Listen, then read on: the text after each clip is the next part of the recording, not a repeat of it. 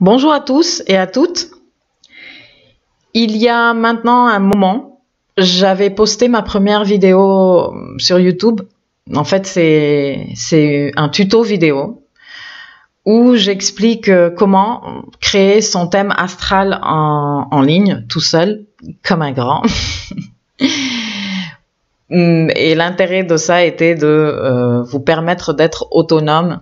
Et comme lors des ateliers, des apéros astro et maintenant les publications sur le site, je donne de plus en plus d'éléments, vous permettre d'avoir accès à créer des thèmes pour, pas seulement pour vous, votre thème, mais pour ceux et celles que vous aimez, parce qu'on est toujours curieux, on veut savoir et le chéri et la chérie, et ma maman et mon fils ou ma fille, voilà. Donc, ça fait maintenant 1 an et demi que vous avez tous créé votre thème en ligne. Et je reviens maintenant avec une série de vidéos pour vous expliquer comment déchiffrer ce thème. Alors, si tu ne sais pas encore de quelle vidéo je te parle, ce tuto dont je te parle, je laisserai le lien en barre d'infos pour que tu puisses aller le regarder et te créer ton propre thème. Dans tous les cas, la suite de cette vidéo arrive maintenant.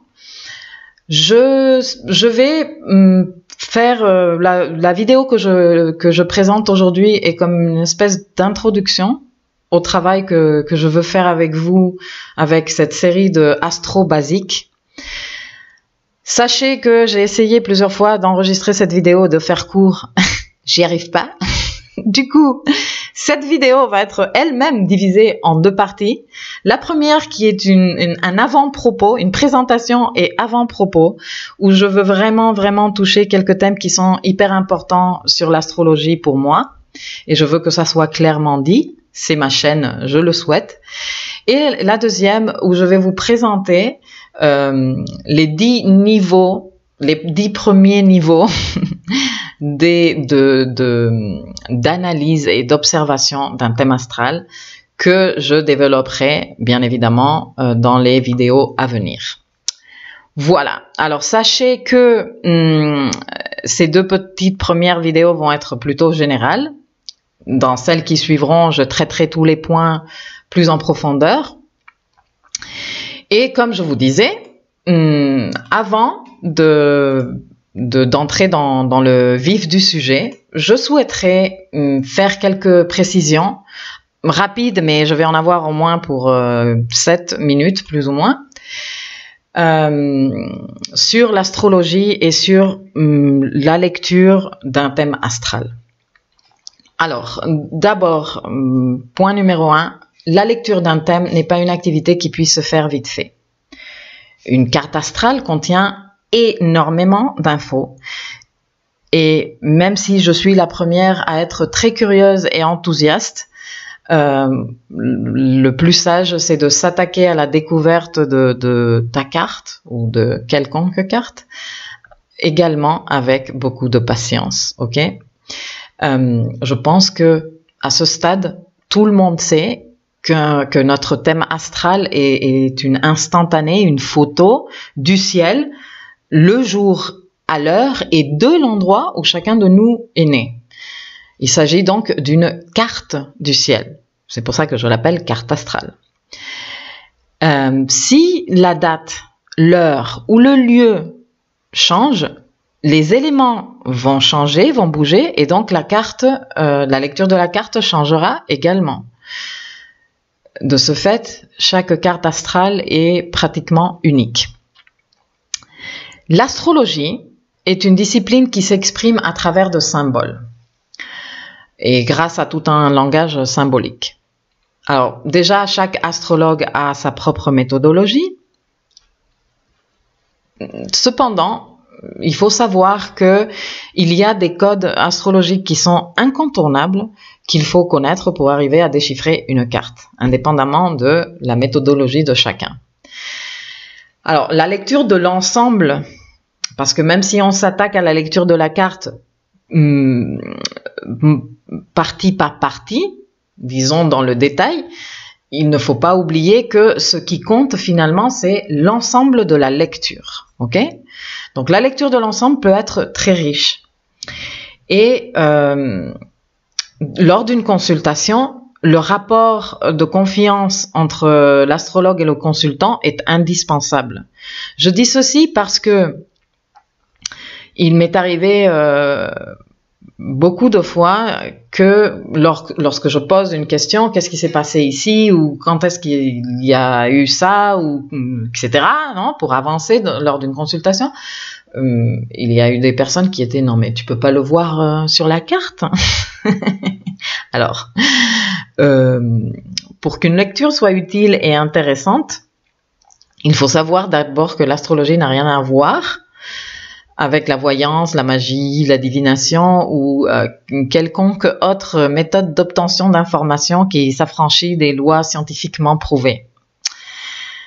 Ceci dit, je précise que ni moi je suis contre les arts médiumniques, divinatoires et magiques, ni l'astrologie est une science, ok? Et si jamais vous entendez que l'astro est une science, moi je précise et j'insiste sur le fait que c'est absolument faux. Je pense qu'il est maintenant important d'arrêter de faire d'amalgame entre l'astrologie et l'astronomie, par exemple. L'astrologie est une discipline qui étudie de façon très empirique l'influence que les astres ont sur la Terre et ses habitants.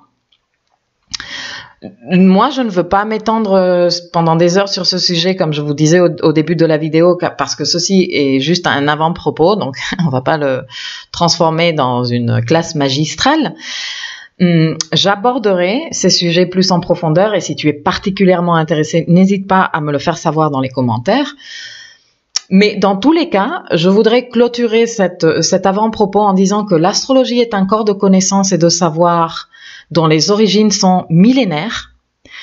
Elles font partie, ce corps de connaissances et de savoir fait partie d'un patrimoine que moi je vais appeler ici la sagesse ancienne de l'humanité, que c'est une sagesse que nous portons tous au fond de nous-mêmes et que nous sommes tous plus ou moins en mesure ou capables de connecter, de faire contact avec cette sagesse.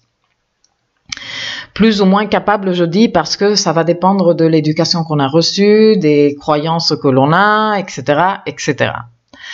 Dans tous les cas, l'astrologie a été explorée, étudiée et pratiquée across the world and across the board, c'est-à-dire par maintes cultures à tous les niveaux dans le monde entier. Et de ce fait, c'est une discipline qui est assez complexe et qui peut couvrir de l'astrologie prédictive jusqu'à l'astrologie mondiale en passant par, je sais pas moi, l'astrologie horaire, médicale ou karmique.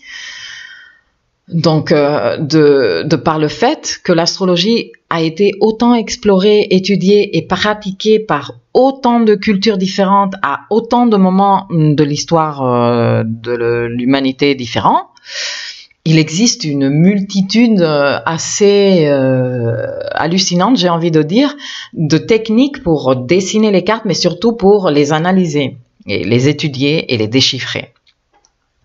Alors là, je veux faire le point le plus important, et si vous ne retenez que ça à la fin de cette vidéo, je vais être très contente. Toutes ces techniques et toutes ces approches sont également valables. Elles marchent toutes très bien. Et si j'insiste et je crie presque ce que je viens de vous dire, c'est parce que dans mon parcours, mon maintenant assez long parcours dans ce monde, et vu que je m'intéresse à l'astrologie depuis nombre de dizaines d'années maintenant, j'ai écouté des propos plutôt dévalorisants qui portent les gens à confusion et à faire des amalgames, comme par exemple, non, l'astrologie tropicale est complètement fausse, c'est l'astrologie sidérale qui marche car elle est vraiment scientifique. Ou, non, le système de maison égale, c'est du n'importe quoi, c'est le système de Placidus qui marche mieux. Ou, l'astrologie traditionnelle a tout faux, c'est l'astrologie psychologique qui dit vrai. Etc. Hein, je vais pas, j'ai juste quelques petits exemples pour illustrer mon point. Alors, Ces propos m'énervent, franchement, j'avoue, parce qu'ils font douter les gens, ils vous font douter, vous qui n'êtes pas astrologue, qui voulez vous approcher à l'astrologie pour, je sais pas, élargir votre mentalité ou ouvrir votre esprit ou travailler sur vous-même de façon différente, ou apprendre juste par le simple plaisir d'apprendre, et ben ces propos-là, en fait, ils vous font douter, et le doute malsain peut être vraiment vicieux. Alors, moi, j'ai toute mon intention déjà de dédramatiser tout ça, de désamalgamer plein de trucs qu'il y a au sujet de l'astrologie. Et on va commencer par dire que aucune astrologie n'est scientifique. Ok. Et heureusement, j'ai envie de dire, et si vous voulez savoir pourquoi, pas de problème, on en reparlera avec grand plaisir. Que toutes les branches et toutes les techniques et toutes les approches astrologiques marchent très très bien parce qu'elles proposent des perspectives et des compréhensions de notre complexité qui, loin de s'opposer, s'attaquer et s'annuler, se complémentent et s'enrichissent les unes avec les autres. Et que c'est pour avoir un avis de poids, donc pour dire ouais, ça marche pas, c'est de la voyance, nanana, je t'invite à étudier et pratiquer suffisamment ces connaissances pour les maîtriser et après on donne son avis. Dans tous les cas, il faut arrêter de penser à cette sagesse ancienne de notre humanité, à ce patrimoine que l'on a de savoir, celui dont je vous parlais plus tôt, avec une petite mentalité d'être humain. Et je ne dis pas ça dans un ton méprisant. Au contraire, l'immensité de l'univers et de ce qui nous entoure est tellement énorme que vu de notre petite perspective, on ne peut rester qu'avec cette petitesse. Alors, j'ai envie de vous inviter à ouvrir votre esprit, à penser large, et même en faisant cela, je pense qu'on n'y sera pas encore. Donc, si vous voulez découvrir, si vous voulez connaître un peu plus, si vous voulez ouvrir votre esprit, élargir vos connaissances, je vous invite à m'accompagner. Je termine ici cette première partie de la première vidéo et je continue sur une deuxième vidéo pour vous présenter les 10 niveaux qui, d'après moi, peuvent être utilisés pour commencer à déchiffrer un thème astral.